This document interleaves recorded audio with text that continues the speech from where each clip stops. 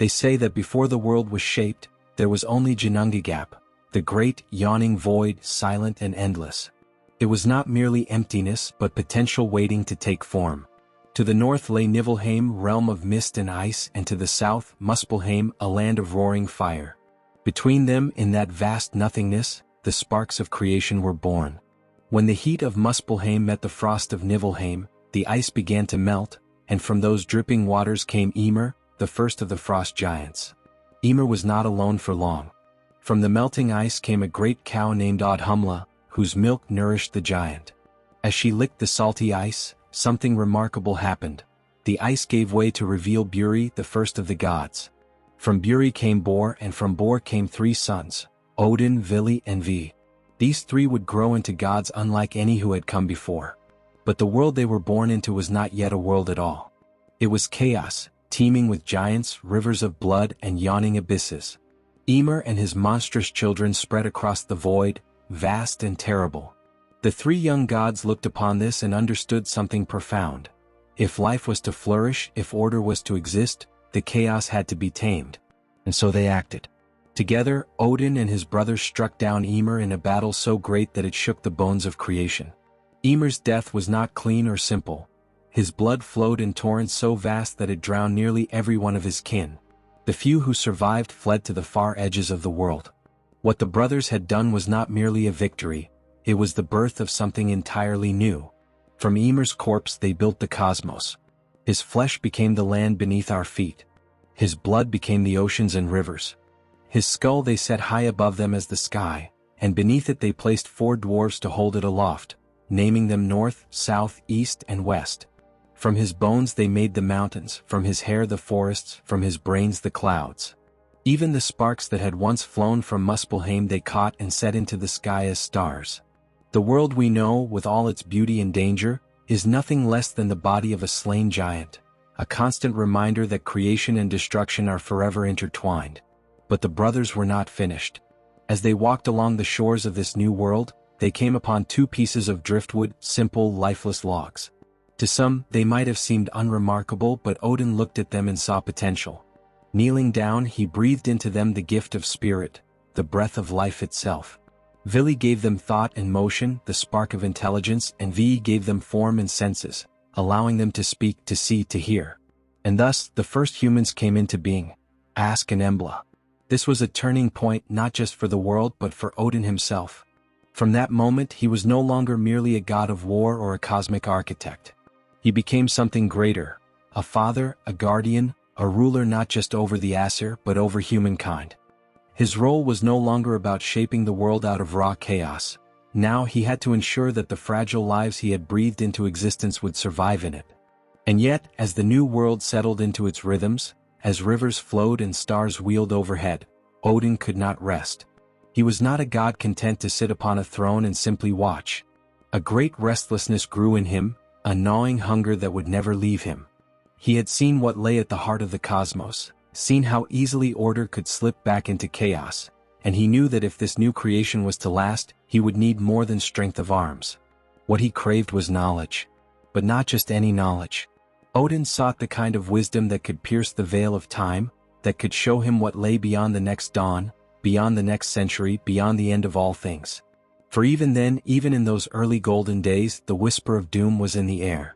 The Norns, the 3 fates who sat by the roots of Yggdrasil, were already weaving the destiny of gods and men alike. Odin knew that one day there would come a great battle, a twilight of the gods, a final reckoning called Ragnarok. And though he was mighty, he was not arrogant enough to believe he could face such a day unprepared. So Odin became a wanderer. He left the shining halls of Asgard and traveled the 9 realms, often in disguise. He wore a long hooded cloak, a wide-brimmed hat pulled low over his face, and carried a walking staff. Mortals who saw him might take him for a weary traveler or a mysterious hermit, never knowing they were in the presence of the Allfather himself. Wherever he went, Odin asked questions. He spoke with seers, with the wise, with the dead.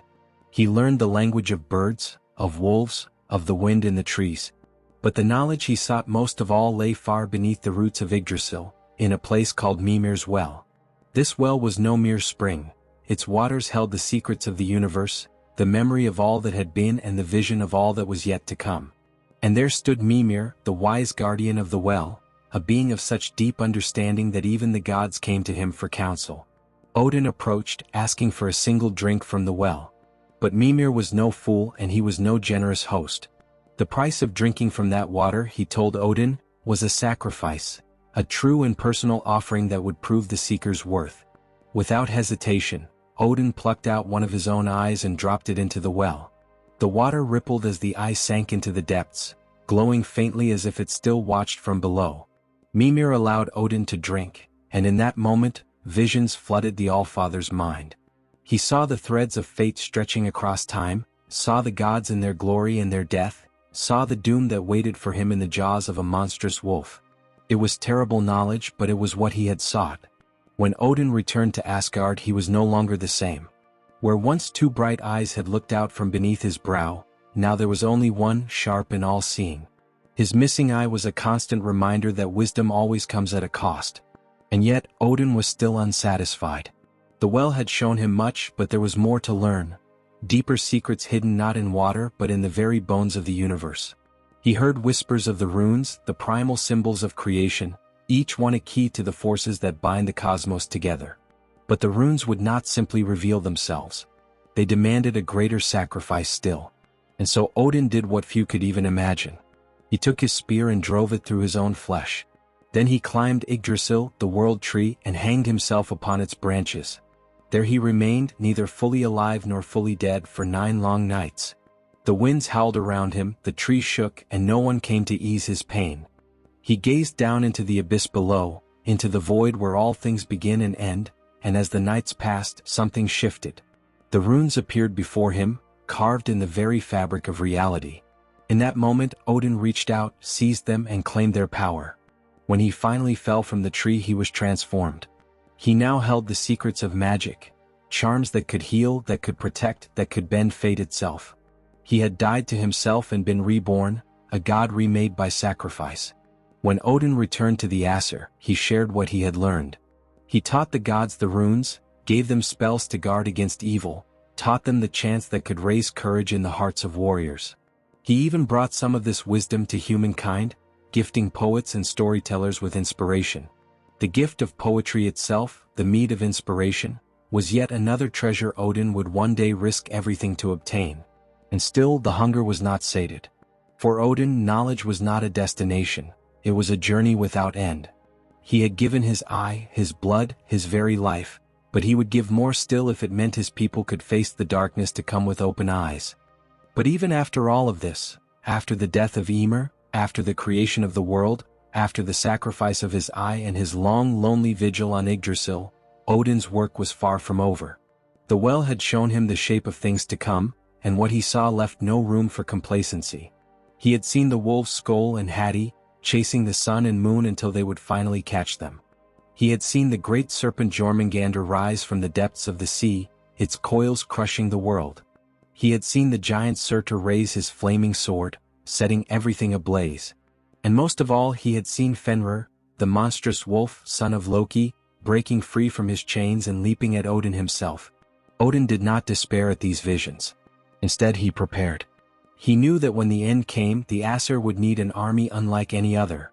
An army not of mortals but of the bravest dead, chosen for their courage, their ferocity, their willingness to fight even after death. And so he built Valhalla, the great hall with 540 doors, each wide enough for 800 warriors to march through side by side. Its roof was made of shields, its benches lined with armor, its meat served from the udders of a cosmic goat that never ran dry. But a hall is nothing without those who fill it.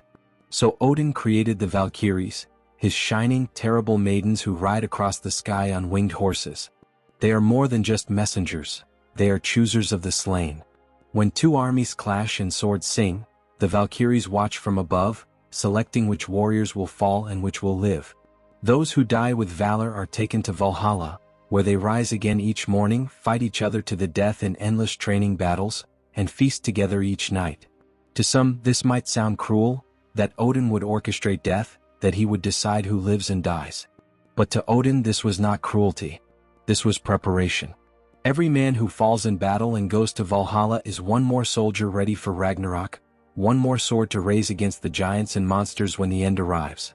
This focus on the greater plan made Odin a complex figure, one not easily understood even by his fellow gods. To some, he was a wise father and protector. To others, he was cold, distant, even frightening. He was a god who gave, but he was also a god who took. His love was real, but so was his ruthlessness. Even among the Aesir, Odin could be harsh. He was known to sacrifice not only himself but those closest to him if it served the greater purpose. The most tragic example of this is the story of his son Balder. Balder was the god of light, beauty, and purity. He was beloved by all who knew him. The flowers bent toward him as he passed, the world itself seemed brighter in his presence. But Balder began to have terrible dreams, dreams of his own death. Alarmed, Odin traveled to the underworld to seek out the seeress who could tell him what these visions meant. The seeress confirmed his worst fears. Balder was fated to die. Frigga, Balder's mother, went across the 9 realms, extracting oaths from all things, from fire and water, from stones and metals, from animals and plants, that they would never harm her son. And for a time Balder seemed invincible. The gods made a game of it, throwing spears and stones at him and laughing as everything bounced harmlessly away. But Loki, ever the trickster, discovered that one thing had not sworn an oath: a small, seemingly harmless plant, the mistletoe. Loki fashioned a dart from its wood and guided the blind god Aesir's hand to throw it. The dart struck Balder and he fell dead. The grief that followed was unlike anything the gods had ever known. Frigga wept, and Odin himself was shaken. He had many sons, but Balder was his brightest, his purest. And yet, deep inside, Odin knew this too was part of the greater weaving of fate. Balder's death was not just a tragedy, it was a signal, the first note in the terrible symphony of Ragnarok. And still Odin prepared. He sent his ravens, Hugin and Munin, Thought and Memory, to fly over the world each day, bringing him news from every corner of the 9 realms. When they returned, they perched on his shoulders and whispered what they had seen. It was said that Odin feared that one day Munin might not return, and this fear reveals something rare about the Allfather, a glimpse of vulnerability. For what is a god who loses memory? What is a god who cannot remember why he fights? Beside his ravens stood his 2 great wolves, Jerry and Freki, who devoured the meat placed before Odin's throne. Odin himself needed no food, he lived on wine alone, but the wolves reminded all who saw them that the Allfather was never far from the wild, predatory heart of nature. In his hand, Odin carried Gungnir, the spear crafted by the dwarves which never missed its mark. This was not merely a weapon, it was a symbol of divine authority, of the power to decide who lived and who died. And on his finger he wore Draupnir, the golden ring that dripped 8 new rings every 9 nights, a sign of unending plenty, and of the endless cycles of death and rebirth that marked the cosmos. Odin's life was a paradox. He was the god of kings and poets, of wisdom and magic, but he was also the god of war, of frenzy, of death on the battlefield. He inspired the berserkers, warriors who fought in a trance-like fury, immune to pain, driven by the god's own madness. For Odin knew that sometimes wisdom alone was not enough. Sometimes the world had to be torn apart and remade. And this was the truth Odin carried with him, that no amount of preparation, no number of warriors, no wisdom gained from wells or runes could truly avert Ragnarok. Fate was not a thing to be broken, only a thing to be met with courage. This is why Odin is such a compelling figure. He is not merely a god sitting in comfort watching events unfold. He is a god who acts. He gives his eye for knowledge, his blood for runes, his son for destiny. He spends his life preparing for a battle he knows he cannot win, and yet he never stops preparing. Perhaps that is why Odin resonates so deeply with us. Because we too know that death is coming. We too know that the end waits for us all. And yet, like Odin, we rise each day, we gather what wisdom we can, we fight, we love, we build, knowing that someday it will all be taken away. And so we leave Odin where we found him, seated upon his high throne, Hlidskjaf, from which he can see all the worlds. His single eye gazes out across the 9 realms, watching the heroes he has chosen, watching the threads of fate tighten, watching the day draw nearer when the Horngular horn will sound, and the final battle will begin. Until that day Odin waits. Not in fear, not in despair, but in readiness. The Allfather keeps watch. If this journey into Odin's world stirred something in you, give this video a like, subscribe to Mythic Odyssey, and ring the bell so you don't miss the next chapter of our Norse mythology series. And tell us in the comments, if you were in Odin's place, what would you sacrifice for the wisdom to see the future?